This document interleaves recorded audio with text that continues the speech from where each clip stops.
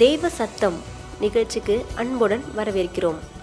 இப்பொழுதும் சகோதரர் டேனியல் ராஜதுரை அவர்களின் தெய்வ செய்தியினை கேட்டு ஜெபித்து அற்புதங்களையும் ஆசீர்வாதங்களையும் பெற்றுக்கொள்ள அழைக்கிறோம். வீடுகளிலிருந்து இந்த ஜேடிகே நிகழ்ச்சியை கேட்டுக்கொண்டிருக்கிற ஒவ்வொரு மகளிர்களுக்கும் தமிழ்நாடு முழுவதும் வெவ்வேறு மாவட்டங்களிலிருந்து கேட்டுக்கொண்டிருக்கிற எனக்கு அன்பான தாய்மார்கள் ஒவ்வொருவருக்கும் என்னுடைய மகளிர் தின வாழ்த்துக்களை தெரிவித்துக் கொள்கிறேன். கர்த்தர் உங்களையும் உங்களுடைய பிள்ளைகளையும் சந்ததியையும் ஆசீர்வதிப்பாராக. அன்பானவர்களே, பெண்மை என்று சொன்னால் மென்மை, பெண்கள் என்று சொன்னால் மென்மையானவர்கள் என்று சொல்லலாம். அதே வேளையில் பெண்களை குறித்து என்னுடைய உள்ளத்தில் ஆழமாக பதிந்திருக்கிற ஒரு சிந்தனை என்ன அப்படின்னு சொன்னால், அவருடைய நல்ல குணாதிசயங்களை அநேகருடைய முகங்களில் நான் பார்க்குறது உண்டு.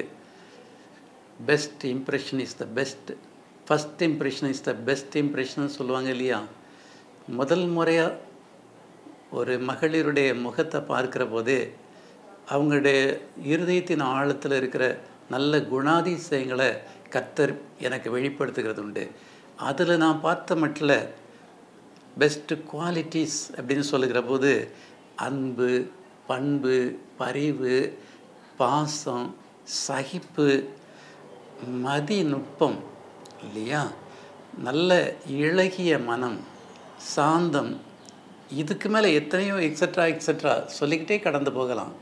அவ்வளவு குணாதிசயங்களை நல்ல பெண்மணிகள் தங்களுடைய வாழ்க்கையில் கொண்டு இருக்கிறத தன்னுடைய ஆன்மீக கண்கள்னால் பார்க்குறேன். அப்படிப்பட்ட நல்ல உள்ளங்களை நான் இன்றைக்கு மகளிர் தினத்தில் வாழ்த்துகிறதுல நான் மகிழ்ச்சி அடைகிறேன். அதே வண்ணமாக இந்த ஜேடிகேவுடைய ஜெப பங்காளர்கள் நிறைய மகளிர்கள் தான், தாய்மார்கள் தான் இருக்கிறத நான் பார்க்குறேன். இந்த நிகழ்ச்சிகளுக்காக, ஜேடிகே நிறுவனத்திற்காக நீங்கள் தொடர்ந்து ஜெபிக்கும்படியாக உங்களை அன்போடு கூட நான் கேட்டுக்கொள்கிறது மகிழ்ச்சி அடைகிறேன். அன்பானவர்களே, இந்த மகளிர் தினம் அப்படின்னு சொல்லுகிற போது அதுவும் உலக மகளிர் தினம் இல்லையா? அகில உலக மகளிர் தினம். இந்த தினமானது 1857 வருஷத்தில் உலக போர் நடந்த நாட்களில் பெண்கள் பற்பல பணிகளில் அமர்த்தப்பட்டாங்க. அந்த பணிகளில் பெண்களுடைய தனித்திறமைகளை நல்லா வெளிப்படுத்தின தேசமெங்கும் வெவ்வேறு நாடுகளில் அந்த பெண்களுடைய தனித்திறமைகளை பார்த்த மேலானவர்கள் இவ்வளவு திறமையாக பெண்கள் செய்கிறாங்களா அப்படின்னு சொல்லி ஆச்சரியப்பட்ட நாட்களை எண்ணி பார்த்ததுண்டு. 1857 மார்ச் 8 ஆண்களுக்கு இணையாக கருத வேண்டுமென்று போராட்டம் ஒன்றை மகளிர் தொடங்கினாங்க. எப்போ? 1857 மார்ச் 8 ஆண்களுக்கு இணையாக பெண்களையும் கருதணும், அவர்களுக்கு இணையாக எல்லா பணிகளிலும் எல்லா இடங்களிலும் அவர்களுக்கு இடம் கொடுக்கணும் அப்படின்னு சொல்லி ஒரு பெரிய போராட்டம் உலகமெங்கும் நிகழ்ந்த வேளை உண்டு. அந்த நாளை தான் இன்னையிலிருந்து மகளிர் தினமாக அனுசரித்து வருகிற வேளையாக நாளாக கருதப்படுகிறது. 1907 1910 டென்மார்க் நாட்டில் கோபன்ஹேகன் பட்டணத்தில் நடத்திய பெண்கள் உரிமை மகாநாடு உலகம் முழுசும் ஒரு பெரிய எழுச்சியை ஏற்படுத்திச்சு. அந்த எழுச்சியினுடைய தொடர்ச்சி தான் இன்னை வரைக்கும் அசம்பிளியில், பார்லிமெண்ட்டில், ஐநா சபை வரைக்கும் கூட அது செயல்பட்டு கொண்டிருக்கிறது என்று சொன்னால் மிகையாகாது. 1920 March 8 Soviet Russia saint Peters நகரில் அலெக்சாண்ட்ரா கலண்ட்ரா மார்ச் 8 மகளிர் தினமாக பிரகடனப்படுத்தினாங்க. அந்த பிரகடனப்படுத்துறது தான் எல்லா நாடுகள்லையும் ஒலித்துச்சு, அதை நிறைவேற்ற பயன்படுத்த ஆரம்பித்தாங்க.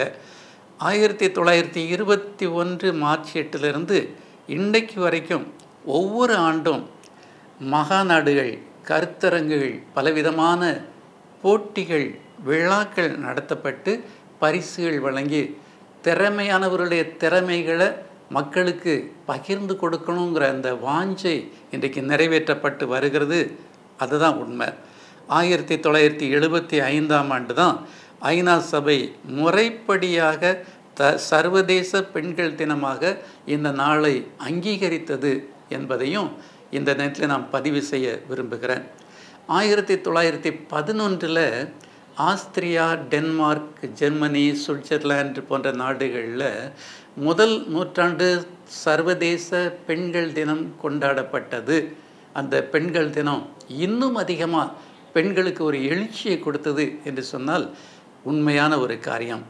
இன்னைக்கும் சமூகம், கல்வி, அரசியல், பொருளாதாரம் இப்படிப்பட்ட காரியங்களில் உலகமெங்கும் எல்லா துறைகள்லையும் பெண்கள் ஈடுபாடு கொண்டு, அதை எப்படி சொல்லணும்னு சொன்னால் இன்வால்மெண்ட், முழு மனதோடு கூட அவர்கள் அந்த பணிகளை சிறக்க செய்யும்படியாக ஆண்களுக்கு இணையான்னு கூட நான் சொல்ல மாட்டேன், ஆண்களை விட பெட்டராக இன்றைக்கு பெண்கள் பல துறைகளில் செயல்பட்டு கொண்டிருக்கிறத நிரூபித்து வந்து கொண்டிருக்கிறாங்க. அதுதான் உண்மை. பெண்களின் பெருமையை இன்னும் பல நூறு ஆண்டுகள் போற்றப்பட வாழ்த்துகிறேன். இறை அருள் எல்லா பெண்களோடும் கூட இந்த மகளிர் தினத்திலிருந்து அது சிறக்க செய்யும்படியாக கர்த்தரிடத்தில் நான் ஜெபிக்கிறேன். கர்த்தர் அதிசயமான காரியங்களை மகளிர் மத்தியில் செய்கிற அவருடைய அனுகிரகம் ஊற்றப்படும் என்று சொல்லி நான் உங்களுக்கு சொல்ல விரும்புகிறேன். அருமையான சகோதர சகோதரிகளை, இந்த மகளிர் தினத்தை ஒட்டி வேதாகமத்தில் ஓரிரு இடத்தை நான் சுட்டி காட்ட விரும்புகிறேன். வேதாகமத்தில் பெண்கள் எப்படிப்பட்ட நிலையில் இருந்தாங்க, காணப்பட்டாங்க, காணப்படுறாங்க அப்படின்னு சொல்லுகிறது ஒரு நல்ல ஒரு எக்ஸாம்பிள். அது நீதிமொழிகள் 31ஆம் அதிகாரம் 10ஆம் வசனத்தில் அழகாக எழுதப்பட்டிருக்குது. குணசாலியான ஸ்திரீ விலை முத்துக்களை பார்க்கிலும் உயர்ந்தது அப்படின்னு சொல்லி எழுதப்பட்டிருக்குது. குணசாலியான ஸ்திரீ அப்படின்னா அதில் ஒரு சின்ன நுணுக்கமும் சேர்ந்துருக்குதோ அப்படின்னு சொல்லி நான் அச்சப்படுகிறேன். குணசாலியான ஸ்திரீயினுடைய விலை முத்துக்களை பார்க்கிலும் உயர்ந்ததுன்னு சொல்லுகிற போது, அப்போ குணசாலி அற்ற சில பெண்களும் உண்டோ இல்லையா? குணசாலியான ஸ்திரீன்னு சொல்லுகிற போது அதற்கு எதிர்மறையான குணம் அற்ற, குணசாலியாக அல்லாத பெண்களும் இருக்கத்தான் செய்கிறாங்க. அப்படிங்கிற மூலமாக அந்த வசனத்தின் மூலமாக நம்ம அறிந்து கொள்ள முடியுது. இன்றைக்கு ஒரே ஒரு சின்ன ரெக்வெஸ்ட், அப்படி ஒரு வேளை என்கிட்ட நல்ல குணம் இல்லையே அப்படின்னு சொல்லி அவங்களுக்கு அவங்களே எண்ணுவார்கள் என்றாலோ, அல்லது கர்த்தருடைய ஆவியானவரால் வெளிப்படுத்தப்படுவார்களோ அப்படின்னு சொன்னால் ஒரு சின்ன மாற்றத்தை உங்களுக்கு நீங்களே உருவாக்கும்படியாக நான் பாசத்தோடு கூட கேட்குறேன். இன்னையிலேருந்து நான் நல்ல குணசாலி அப்படின்னு சொல்லி கர்த்தரால் புகழப்படணும் அப்படின்னு சொல்லுகிற சிந்தையை உங்களுக்குள்ளே காணப்படணும்னு சொல்லி நான் விரும்புகிறேன். அன்பானவர்களே, அது எப்போ அந்த குணசாலியான ஸ்திரீயாக நீங்கள் உருவாக்கப்பட முடியும் அப்படின்னு சொன்னால் நீதிமொழிகள் 31ஆம் அதிகாரம் 30ஆம் வசனத்தில் எழுதப்பட்டிருக்குது. கர்த்தருக்கு பயப்படுகிற ஸ்திரீயே புகழப்படுவாள் அப்படின்னு சொல்லி எழுதப்பட்டிருக்குது. யாரை சொல்லப்பட்டிருக்குது? கர்த்தருக்கு பயப்படுகிற ஸ்திரீயே. சிலர் சொல்லுவாங்க, புருஷனுக்கு பயந்து நடக்கிறேங்க அப்படின்னு சொல்லுவாங்க. ஐயையோ, அதை ஏன் கேட்குறீங்க? என் மாமியாருக்கே நான் பயந்து நடக்கிறேங்க அப்படின்னு சொல்லி சில சகோதரிகள் சொல்லுகிறது நான் காதால் கேட்டிருக்கிறேன். யாருக்கு பயந்து நடக்கிறீங்களோ இந்த உலகத்தில் அதெல்லாம் அப்பாற்பட்டது. ஆனால் உங்களுடைய உள்ளான இருதயத்தில் நீங்கள் கர்த்தருக்கு பயப்படுகிற பயத்தோடு கூட காணப்படுவீங்கன்னு சொன்னால் உங்களுடைய விலை தான் முத்துக்களை பார்க்கலும் உயர்ந்தது அப்படின்னு சொல்லி வேத வசனத்தோடு நான் கற்றுக் கொடுக்க விரும்புகிறேன். அன்பான தேவனுடைய பிள்ளைகளை, அப்படியானா இந்த உலகத்தில் யாருக்கும் பயப்பட வேண்டாமா அப்படிங்கிறதில்ல. கர்த்தருக்கு பயப்படுகிற ஸ்திரீயாக நீங்கள் காணப்படுவீங்கன்னு சொன்னால் உங்களுடைய குணாதிசயத்தில் ஒரு மாற்றம் எல்லாருக்கும் வெளிப்படும் இல்லையா? உங்களுக்கு நீங்களே ஒரு self satisfaction and life satisfaction, திருப்தி உங்களுக்குள்ளே காணப்படும். அப்படி உங்களுடைய உள்ளான இருதயத்தில் அந்த மன நிறைவு காணப்படும் அப்படின்னா அது எப்படி வெளிப்படுத்த முடியும்? உங்களுடைய முகம் காட்டுங்க. அகத்தின் அழகு முகத்தில் தெரியும் சொல்லி ஒரு முதுமொழி ஒன்று இல்லையா? அந்த மொழி கிணங்க உங்களுடைய இருதயத்தின் நல்ல குணாதிசயங்கள், கர்த்தருக்கு பயப்படுகிற பயம் உங்களுடைய முகத்தை பிரகாசிக்க பண்ணும். அந்த பிரகாசம்தான் உங்களுடைய விலை முத்துக்களை பார்க்கலும் உயர்ந்தது என்பதை உறுதிப்படுத்தும் அப்படின்னு சொல்லி நான் உங்களுக்கு சொல்ல விரும்புகிறேன். அன்பானவர்களே, இப்படி சொல்லிக்கிட்டே கடந்து போகலாம். உங்களுடைய புகழ் தேசமெங்கும் இல்லையா புகழப்படும் அப்படின்னு சொல்லுகிற இந்த மகளிர் தினத்தை நீங்கள் அனுசரிக்கிற இந்த நாளில் ஃபஸ்ட்டு உங்களுக்கு நீங்களே கர்த்தருக்கு பயப்படுகிற கீழ்ப்படுகிற மகளிராக நீங்கள் திகழ்வீங்க அப்படின்னு சொன்னால் உங்களுடைய வீடு முழுவதும் நற்கந்தம் வீசும் வீடாக ஒரு குட்டி பரலோக ராஜ்யமாக காணப்படும். சில வீடுகளில் யாராவது சகோதரிகளுக்கு பெண் குழந்தைகளுக்கு சுகவீனம் ஏற்பட்டால் அந்த வீடு முழுவதும் ரொம்ப அமைதியாக சோகமாக காணப்படும். ஆனால் ஆண்கள் சுகவீனப்படுவாங்கன்னு சொன்னால், பலவீனப்படுவாங்கன்னு சொன்னால் அதை யாருமே அதிகமாக கண்டுக்கிறது இல்லைன்னு கூட சில இடங்களில் நான் பார்க்குறது உண்டு. அவங்க சாப்பிட்டுட்டு பார்த்துக்கிடுவாங்க, இருந்துக்கிடுவாங்க. ஆனால் ஒரு தாய் அல்லது ஒரு மகள், ஒரு பெண்மணி ஒரு வீட்டில் சற்று வியாதிப்படுவாங்கன்னு சொன்னால், பலவீனப்படுவாங்கன்னு சொன்னால் அந்த வீடே அமைதியாக இருக்கும் இல்லையா? அதில் தான் அந்த பெண்மணியுடைய இம்பார்ட்டன்ஸ், முக்கியத்துவம் எவ்வளவுங்கிறத பார்க்க முடிகிறது இல்லையா?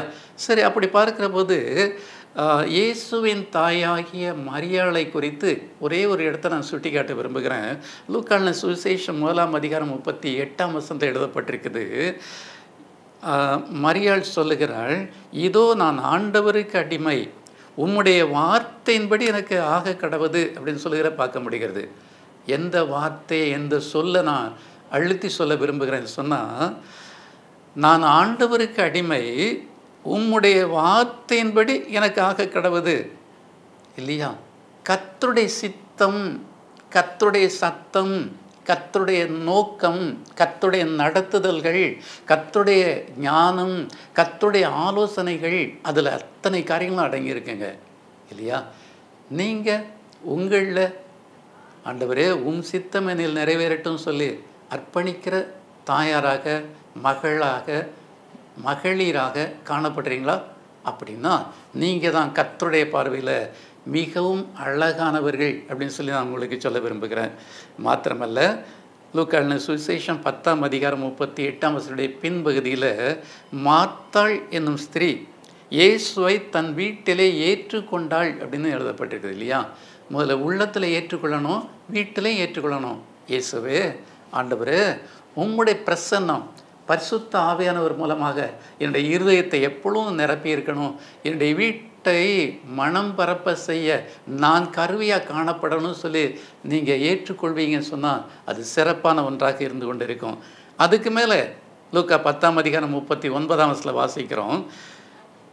மார்த்தாளுடைய சகோதரி மரியாள் இயேசுவின் பாதத்தருகே உட்கார்ந்து அவருடைய வசனத்தை கேட்டு கொண்டிருந்தாள் என்று சொல்லி வாசிக்கிறோம். இயேசு என்ன பேசுகிறார், அவர் பேசுகிற வார்த்தையின் மூலமாக இன்றைக்கி எனக்கு என்ன ஆகாரம் கிடைக்குது, என்ன ஆலோசனை கிடைக்குன்னு சொல்லி அவர் பேச பேச அமைதியாக உட்காந்து கேட்டுக்கிட்டே இருக்கிறத பார்க்க முடிகிறது இல்லையா? இயேசு பேசினா மணிக்கணக்கல்ல நாள்கணக்காக கேட்டுக்கொண்டே இருந்த மக்களும் வேலைகளும் உண்டு. அப்படிப்பட்ட வேலைகளை தான் இன்றைக்கு கர்த்தருடைய வேதத்தின் மூலமாக நாம் வாசிக்கிற போது நாம் கண்டுகொள்ளுகிற வேலைகள் உண்டு. லூக்கா 8:3 பின்புலையும் கூட வாசிக்க முடிகிறது.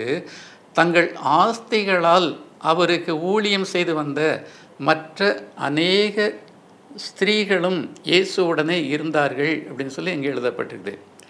இயேசுவுடனே இருந்த அநேகம் ஸ்திரீகள் என்ன செய்துக்கிட்டு இருந்தாங்கன்னா, தங்களுடைய ஆஸ்திகளால் அவருக்கு ஊழியம் செய்து வந்த அநேகம் ஸ்திரீகள்.